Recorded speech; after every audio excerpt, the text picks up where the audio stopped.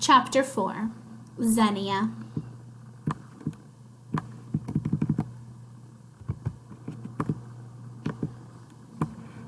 Luca! I spotted him standing with some other prisoners in a lineup at the entrance of the men's bathroom, a wooden building that looked like a small barracks.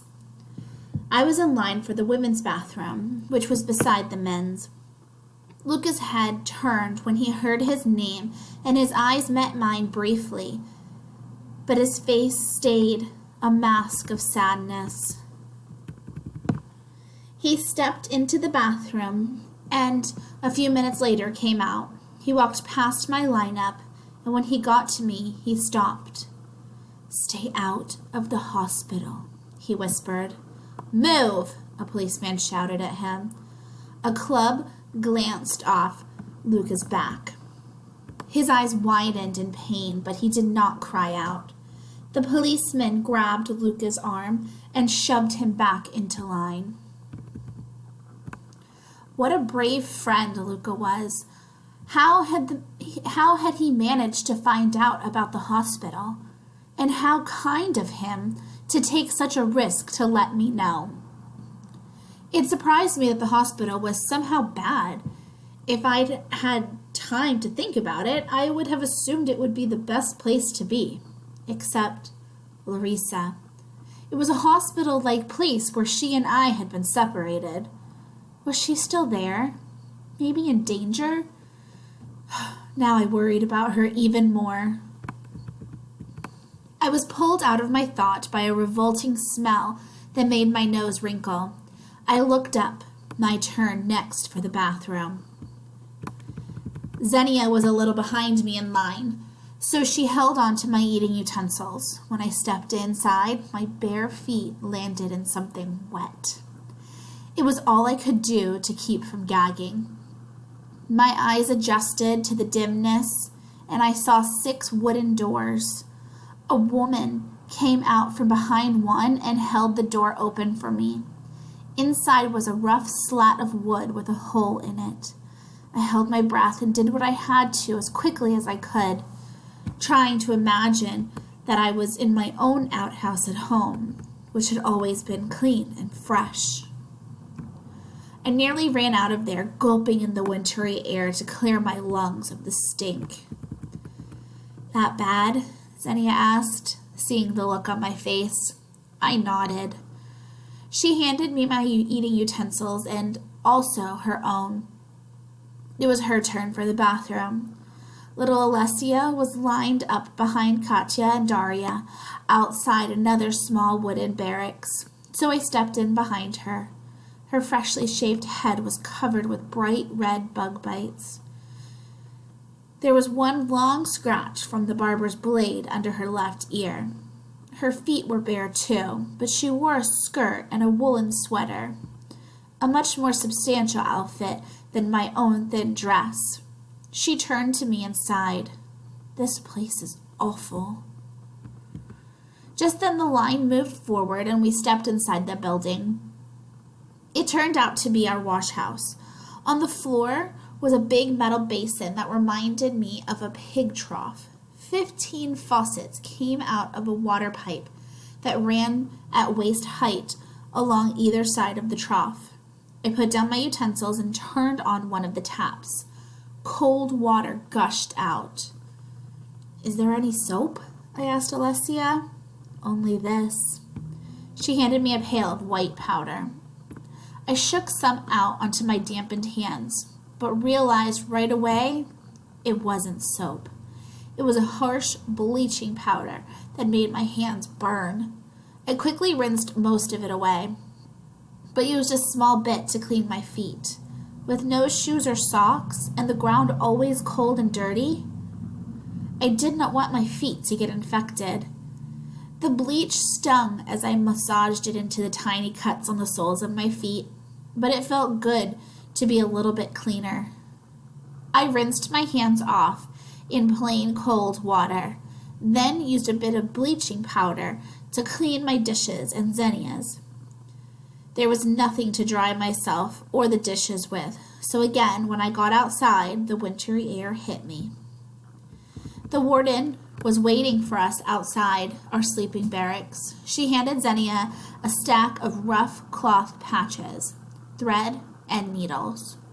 You must wear these Osterbeater patches on your clothing at all times, she said. That way, everyone will know that you are Eastern workers. Anyone found not wearing the OST badge will be shot. She ticked off each of our names on a clipboard as we entered our sleeping quarters. Tomorrow is Monday. You will rise at 4:30, she said sternly. When you hear the whistle, get up. No dawdling. Xenia gave each of us one of the patches. Now that I looked more closely, I could see that they were made of a coarse white material that had been stamped with striped bands of dark blue ink. In the center were the letters OST. Alessia sewed her patch on hastily, then climbed into her bunk. Xenia finished next. I watched as each girl did the job quickly and fell into an exhausted sleep. I was also tired, but to have a needle with thread made my fingers tingle with memories. Yes, the OST badge was ugly, and what it symbolized was even worse. But Mama always told me to find beauty where I could, instead of stitching sloppily just to get it over with. I savored every stitch, taking care to make each one perfectly. Even as it grew dark, my fingers became my eyes, and a delicate pattern revealed itself. Thinking of Mama brought forth the image of those lilac blossoms. Hardly realizing it, my fingers created simple petal-like stitches. Beauty to surround the ugly OST. If Mama were here, she too would have been able to make even prison clothes beautiful. A beam of moonlight shone through a wooden window slat and illuminated Xenia's pale face. Wet with silent tears, I crept over to her bunk and huddled close. There was nothing I could say that would bring her comfort. I knew that we were all feeling lonely and frightened, but all of the other girls had managed to sleep. I put my hands on her shoulder. Is there something I can do to make you feel better? I whispered. She shook her head. Nothing can help. I am all alone in the world. I was hungry and cold and frightened, but I could hold on as long as there was a chance that Larissa lived. But how can you know for sure? I asked her. There's always hope. Xenia pulled me close. I could feel her hot breath in my ear. I'm Jewish. I felt like a rock had been thrown at my heart. How? Xenia didn't have a yellow star. None of the prisoners had yellow stars. It was a miracle that Xenia herself had managed to survive for this long. I remember when the Nazis came to our town. At first, we were relieved that it was not the Soviets, for we thought no one could be as bad as them. My father had been one of the thousands they killed just days before the Nazi invasion. My friend Sarah and her parents were just as hopeful as we had been. Germans were civilized, weren't they? But then they took the Jews and shot them. Mama had tried to hide Sarah and her parents, so they shot Mama too. Larissa and I heard the shots from our hiding place in the attic. There was only one difference between the Nazis and the Soviets. The Soviets killed under the cover of night, but the Nazis killed in full daylight. If the Nazis found out that Xenia was Jewish, would she be killed on the spot? My hands went up to my neck, and I caressed my crucifix.